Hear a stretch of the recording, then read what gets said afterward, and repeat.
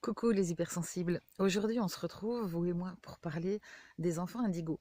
Alors, les enfants indigos, c'est toute une génération, en fait, qui est venue pour, pour tout casser, pour tout détruire, tout ce qui ne va pas dans ce monde, tous ces schémas erronés qui conviennent à personne et qui font que générer finalement des situations hyper négatives, hyper néfastes pour l'être humain et qui nous empêchent non seulement de grandir et d'évoluer, mais de vivre nos incarnations en nous sentant bien.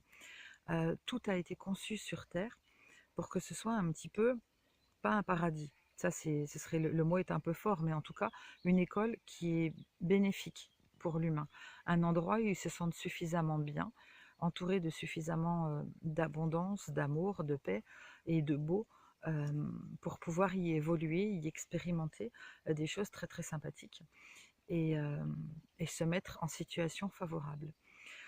Le souci, c'est qu'au fil des siècles, le mental de l'humain et puis quelques forces obscures et opposées en fait à ce dont je vous parle régulièrement, ont pris possession des choses et, euh, et ont généré des situations en fait où l'argent est devenu roi, mais pas seulement, le pouvoir aussi, et tout ce qui permet d'asseoir ce pouvoir. Donc ça peut être effectivement de même pas de ne pas prendre soin, de détruire, de maltraiter, de faire souffrir les plus fragiles. Les plus fragiles, qui est-ce? Bah, la plupart du temps, ça va être des personnes âgées, des enfants, des femmes, mais aussi des personnes fragiles émotionnellement ou psychologiquement. Ce sont vraiment les premières victimes de ce système. Et afin de rétablir l'ordre des choses, euh, des êtres de lumière qu'on appelle les enfants indigos sont venus sur Terre. Donc leur but ici, c'est un petit peu de casser tous ces schémas erronés qui ont été installés au fil du temps et surtout de préparer le terrain à une autre génération, les enfants cristal, qui sont en règle générale les descendants des enfants indigos. Hein. Quand on se penche un petit peu au niveau de la généalogie, on se rend compte que les enfants cristal et les enfants indigos sont extrêmement liés. Ce sont des enfants d'une extrême pureté qui vivent souvent un petit peu repliés sur eux dans leur monde. Ce sont des hauts potentiels, hein, bien évidemment, tout comme les indigos, avec des capacités un petit peu hors normes.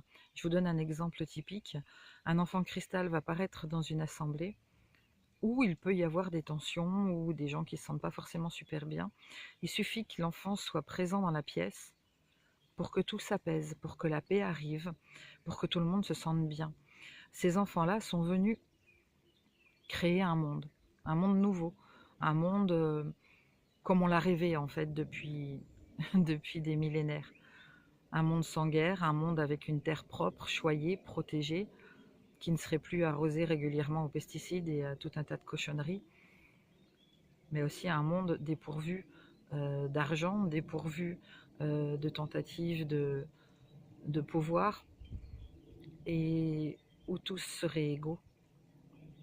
Voilà, voilà un petit peu la mission des enfants indigo et des enfants cristal. Et je pense que c'est important de la rappeler, parce que les enfants cristal sont d'une sensibilité extrême et on les retrouve souvent dans les cabinets des pédopsychiatres ou des psychiatres avec une jolie ordonnance bourrée de médicaments, hein, histoire de dire que ben voilà, ils ont des troubles, mais que finalement ils sont pris en charge. Et c'est vraiment pas la meilleure méthode pour prendre en charge euh, ces enfants-là.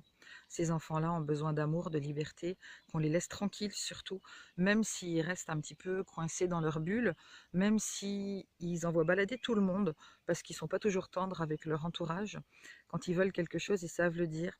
S'ils ont besoin de s'isoler, ils vont le faire.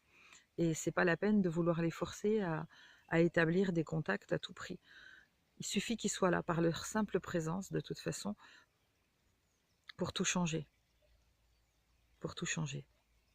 Pour tout changer, mais vers le meilleur, à condition qu'on leur laisse une chance d'être eux-mêmes, d'exister et de rester connectés à la source. Et être connecté à la source, pour eux, c'est clair que ça passe par une absence totale de médicaments.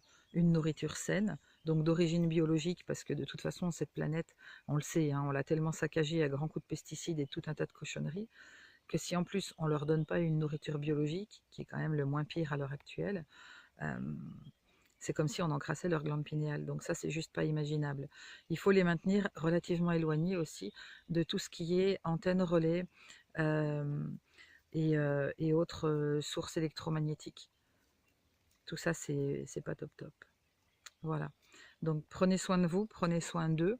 On sait qu'on est en train d'assister à des temps qui sont extrêmement importants pour l'humanité, où tout est en train de changer. Et parfois, il suffit juste de donner un petit coup de pouce pour que ça puisse arriver. Donc ces enfants-là, on ne les juge pas, on ne les catalogue pas, on les soutient. On les soutient autant qu'on peut. Là, je fais appel essentiellement à tous les enseignants, que ce soit des thérapeutes qui peuvent effectivement leur enseigner des manières différentes de prendre soin d'eux-mêmes, hein, Reiki et autres, que ce soit les enseignants du système scolaire. Ces enfants-là que vous voyez, qui vous semblent différents et qui sont en même temps paisibles et tournés comme vers l'intérieur ou avec des grandes antennes au-dessus de leur tête, euh, protégez-les, protégez-les. Ne laissez pas, euh, ne laissez pas les gouvernements et les systèmes éducatifs préétablis et les casser dans leur élan. Ne les laissez pas casser leurs ailes. Ne les laissez pas les couper de ce qui est important. Parce que l'avenir, c'est eux, personne d'autre. Nous, on est juste devenus préparer un monde pour eux où ils auront leur place et toutes les possibilités en fait nécessaires à, à remplir leur mission. Voilà. Allez, je vous fais plein de bisous, de lumière, comme d'habitude. Et puis ben, je vous dis à très très vite pour une nouvelle vidéo. Et surtout, n'oubliez pas, si vous n'êtes pas abonné, vous cliquez en bas. Et ce serait quand même dommage de rater des vidéos. Allez, bisous bisous. Si vous en avez envie, un petit coucou via mon site internet véronique-vauclair.fr. À très vite.